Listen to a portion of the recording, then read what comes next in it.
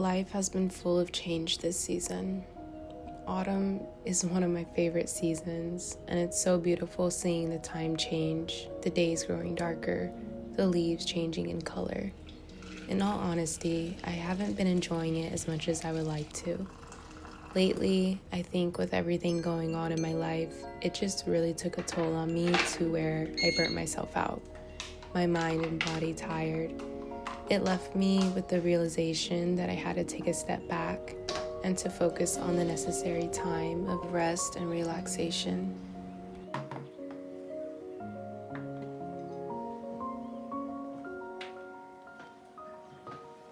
During this time period, I'm often finding myself a little bit lonely and honestly, just feeling so lost. Sometimes it's difficult not knowing how to navigate these feelings, but in many ways, that's okay, because there are many paths for me to choose and follow. It's up to me to carve out my time and space. That thought alone makes me smile because I know this won't last forever, that eventually these feelings will ebb and flow. And with all these unanswered questions in life, it's not easy, but I know that with the changing of seasons, change is what I need to embrace.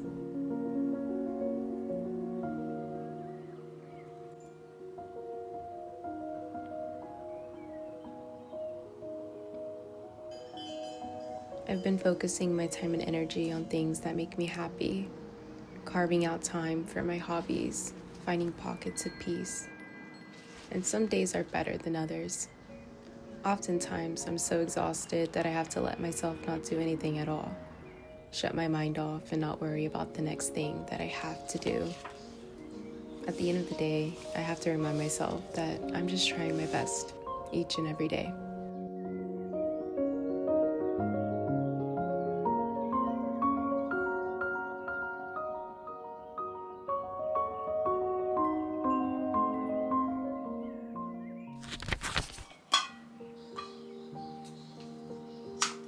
If it's one thing I love to live by, it's the act of romanticizing my days, even the little things like my daily routines. One of those things is showering by candlelight, even if the sun hasn't quite set yet.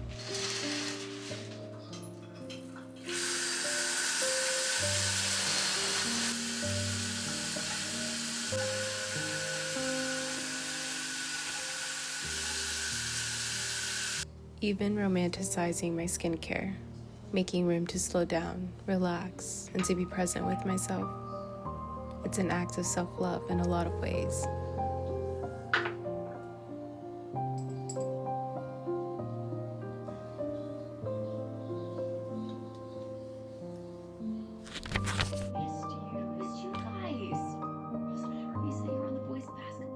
I've been putting off projects that I've been wanting to start. Even this video has been a thought in mind for a while, and as I'm putting my best foot forward, I attempted to finish my orange garland that I started a couple of weeks ago. False God, and submit my fealty to you, however. What used to be right, and now he's with that girl you used to be friends.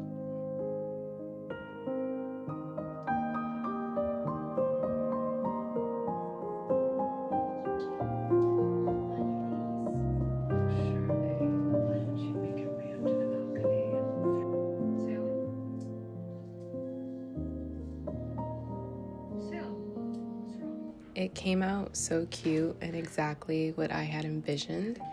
I'm so proud of myself for even finishing this. There's something so fruitful about crafting things by hand and seeing it come to life right in front of you.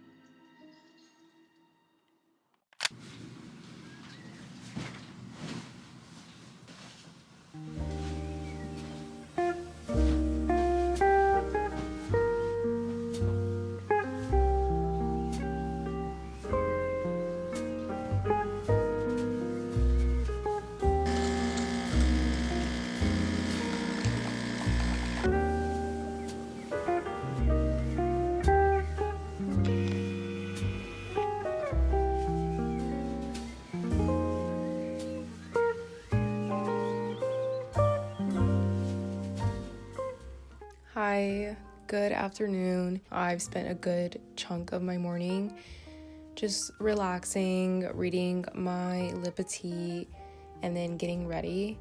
And getting ready was actually so frustrating for me this morning because it took me forever to find an outfit. I ended up just settling for the new shirt that I just bought. I'm going to go see Corpse Bride in theaters later. And yeah, so I was trying to match that vibe. It's been a Tim Burton fall for me. Like, I've been really just like indulging in his movies and just that type of vibe I have been loving for the season. I'm super excited to go see Corpse Bride later. Anyways, besides that, right now we're about to go to the coffee shop. I just discovered this cute little coffee shop I had no clue about. I was running errands one day and I had just stopped there because I desperately needed coffee, and it was the cutest thing and I absolutely loved the vibe. I was like, yes, I'm gonna come back here. I just really want to get outside of the house. I haven't been outside in a minute. I've been just kind of cooped up inside if I'm not going to work. So I really just want to make a day of like spending some time with myself, spending time alone and enjoying my company, romanticizing the day. After the coffee shop, we are gonna go to the bookstore. I'm thinking of going to Half Price Books. Sorry if you can hear a bell. Envy's playing with her toy right now. I am kind of on the hunt for classic books. I have Sylvia Plath's The Bell Jar book on my TBR, Frankenstein, and Dracula. I really want to start like looking for those classic novels. Haven't read any of them, so that's kind of the gist of like why I want to go and like look for them. Okay, but I'm getting really hungry, so I need to leave. I need to go and get food and coffee and meet ASAP. Let's go and enjoy and romanticize the day. This is very much needed for me personally.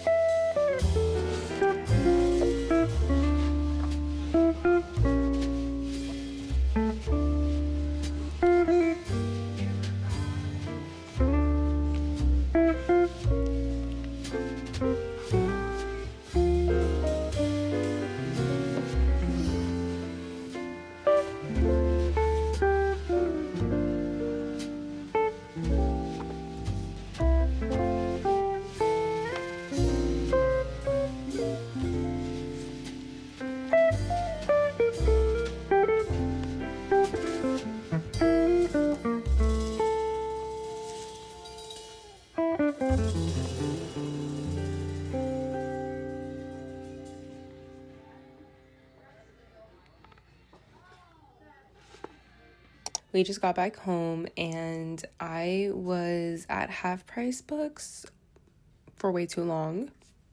First of all, I don't know, time gets kind of warped for me when I'm at a bookstore. It's kind of crazy. Like, I don't know, because I was in there for like a good, I think, 2 solid hours. Other than that, I got a copy of Frankenstein by Mary Shelley. Of course, it is a literary classic, and it was originally published in 1818. So technically, this is my first classic novel that I have gotten my hands on. I don't know when I actually plan to read this because I have a long TBR list at the moment, but I just really wanted to get my hands on a copy, and I'm so glad I found this one. This one was so cute to me. I don't know, I just love the look of it being like a little notebook in a sense. And then it had the deckled edges, which I love. Yeah, so got a copy of Frankenstein. Unfortunately, there were no copies of Dracula and no copies of The Bell Jar by Sylvia Plath. I don't know why, I just really thought there were going to be more copies, but maybe it's just because of the area that I'm in. To give you guys a really quick book update, I'm like halfway through Heir of Fire and I'm liking it, but I do feel like it's a little slow for me. It's not making me want to like keep reading, like keep going, okay, like what's happening next. It's not a page turner for me, at least not right now, and I'm like halfway through. But I think it's because we keep jumping from different narratives because of course we're introduced to new characters and different point of views. Like, girl, I started this in the beginning of October.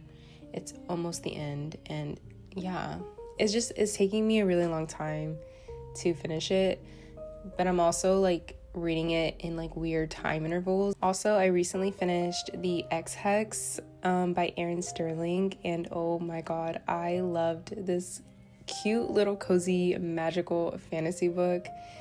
I absolutely adore it. I'm gonna read a synopsis. My camera's about to die, so oh my god, I really hope it doesn't die on me. Oh my god, please don't die, please don't die, please don't die. I gave this a 4-star rating, and this, I didn't leave a review just because, you know, whatever.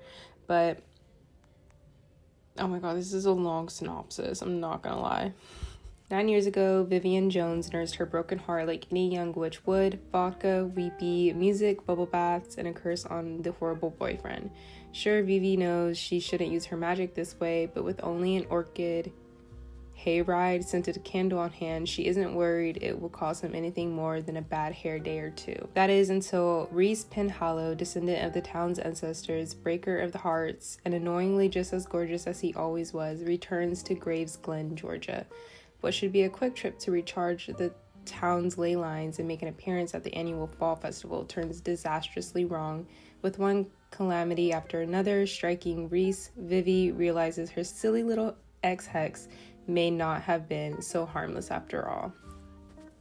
Okay, I'm back. My battery died. I have just come to terms with like, I'm pretty bad at explaining the books that I'm reading, so I have to give a synopsis instead. So that just kind of helps me out. I'm gonna like finish off this little synopsis here. It says, suddenly Graves Glen is under attack from murderous wind-up toys, a pissed-off ghost, and a talking cat with some interesting things to say. That's actually not true at all. This cat is not a character in this book, so don't let that mislead you. Vivi and Reese have to ignore their off-the-charts chemistry to work together to save the town and find a way to break the breakup curse before it's too late. Again, I just really liked it. It was super cute. I think it was perfect for what I was needing. I needed like a little palette cleanser, a cozy, witchy fantasy vibe. And of course it was contemporary, so it's not really fantasy, but fantasy elements, of course, because of like, hello, they're witches. And I really liked the romance. I loved their chemistry. Whenever they're like, oh no, we can't be together.